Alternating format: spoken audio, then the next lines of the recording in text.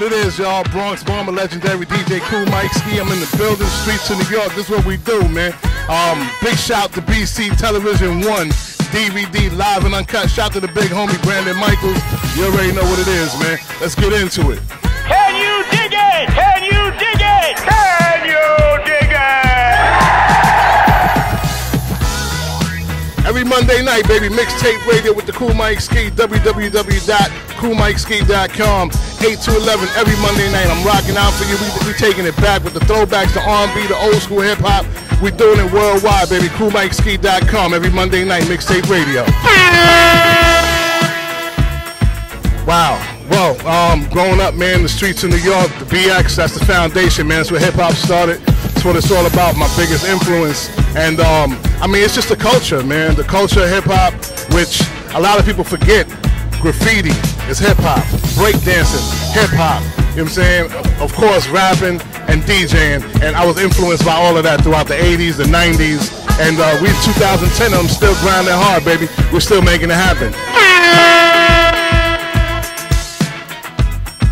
Oh man, when did I start DJing? Officially in 85, man, but I started collecting records in 77, 78, when I was about 7, 8 years old. Do the math, now you know how old I am.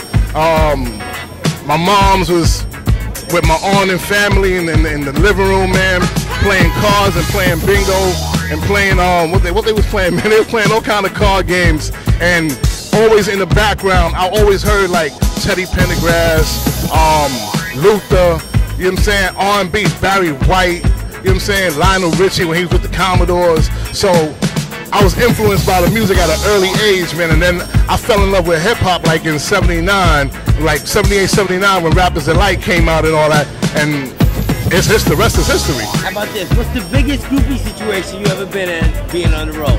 I'm a married man right now, so I don't even know if I should go into that, but it was way before I got married, man. Years ago, man, out in Bermuda, I did a joint because your boy Kool Mike Ski is international, alright? So I was out in Bermuda rocking out, and I forgot the name of the club, but I was out there 4 deep. I took 3 of my homies from the BX with me out of town, overseas to Bermuda, and we rocked out. And after the show, it was literally the after party, the unexpected after party. We got back, we went to get something to eat, as we do in New York, man. Whenever we do a party, after the party, we go get some grub. So after the party out there, we wanted to find out where we could go get something to eat. They don't got restaurants open, diners open late at night, early mornings like we do here in New York. So we just went to a gas station and just got like some snacks, some donuts and stuff. When we got back to the hotel room, my G, in the lobby, there was like 12 girls waiting for the New York cats. And me and my boys was the New York cats, and that's all you getting on this DVD, baby. Do you feel you've gotten your correct praise you just do with being in the game so long as a pioneer? You know what? No one, man. No one probably is really getting theirs, man, in the game, man, except for some of the people that have gotten that legendary status already. And big ups, man, to one of my influences, Grandmaster Flash and all that. I'm still out here pounding the pavement, grinding hard. So I'm still hustling, still grinding, still going for mine. Have I gotten my just due yet? My credit? I get a lot of love. So I appreciate that. I appreciate people. I appreciate the recognition.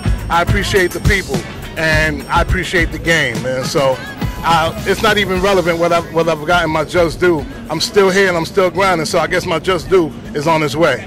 We know all about fake promoters. You ever ran into any fake promoters? Give us your experience.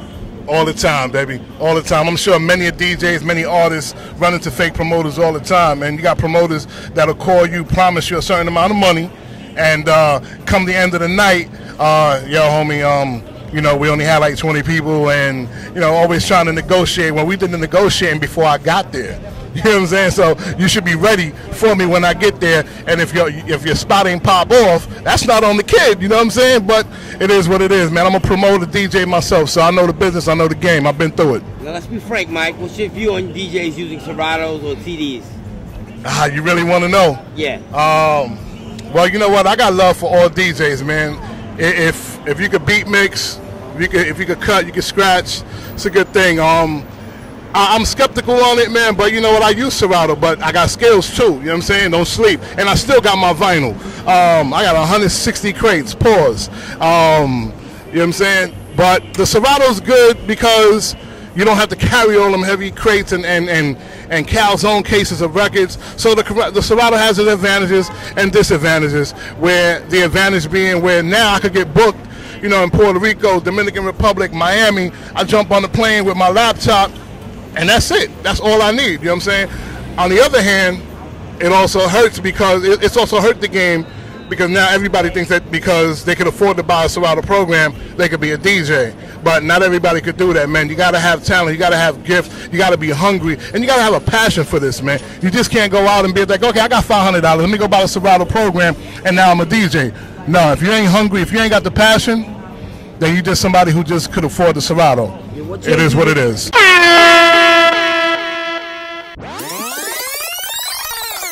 Nothing but love for the South, man. If it wasn't for the South, not for nothing, hip-hop would be in even more of a worse state, because I feel that the South kind of saved hip-hop because we didn't have too much coming out the East, and even the West slowed down immensely. You know what I'm saying? It slowed down a lot out in the West, in the East. Out here, we slowed down a lot, and the South came up hard, man, and they still doing it, man. So shout out to T.I., Luda, you know what I'm saying? All them cats, especially Scarface, who really started it out there. Shout out to the South, no doubt, much love. I take it to the club. We play some house, you know what I'm saying? Whatever you got, the two-step. I mean, we do it all, baby. And that's what Kool Mike Ski Radio is all about. Where were some of the hottest clubs or parties that you ever rocked? Ah, man. Some of them places are shut down, man, like Palladium in New York City. Tore it up at Roseland in front of 5,000 people. Webster Hall. Damn, there's so many clubs. But I'll tell you, the first club that I really rocked at, much love to the Fever in the Bronx with my man Sal Abatello. The first club that I really rocked at, that I put my mark and my stamp in the game, is called La Mirage. All right, and it's it used to be a spot on Fordham Road, cross section of Fordham Road and Kingsbridge, and I rocked up in there for 5.5 years. Nobody heard of that place until I came up in there. It was a salsa club, and I'm half Cuban, half Jamaican, so I speak Spanish and all that, and I play salsa too, but it was a strictly salsa club, and I came up in there and I bought everything up in there. I bought hip-hop in there, I bought reggae in there, I bought freestyle, I bought house up in there, and made that spot a landmark. It's not here anymore, but the name lives on. La Mirage up in the Bronx, man. I rocked in there from 86 to 92. Look it up. So was that the first jam you ever rocked?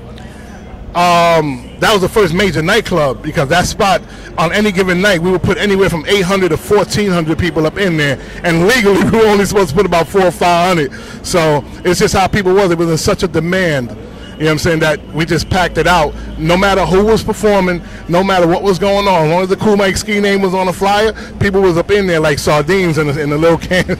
What advice would you give DJs or artists coming up in the game now?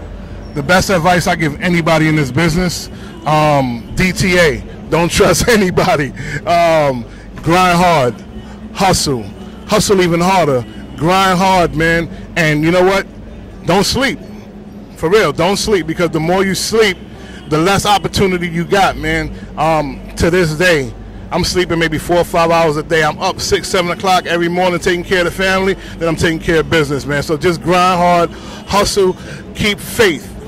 Keep faith in God, man, and believe in yourself and what you do, because there's nothing that you can't do with the power of prayer, man. I'm a very religious dude, man, and I believe that God is in my corner, along with my parents. They both deceased, and I believe they overseeing everything I do, and that's why I'm still out here grinding, man, for y'all. You know what I'm saying? So we here, man, in the streets of New York, the BX, you already know what it is. Bronx Bomber, Kool Mike Ski, holding us down thoroughly. Holding it down thoroughly for BCTV 1, BC Television 1 DVD, baby, live and uncut from the streets of New York. Bronx Bomber, Kool Mike Ski, legendary, baby. You already know what it is. Brandon Michaels, I see you. Let's get this paper, hun. Can you dig it? Can you dig it? Can you dig it?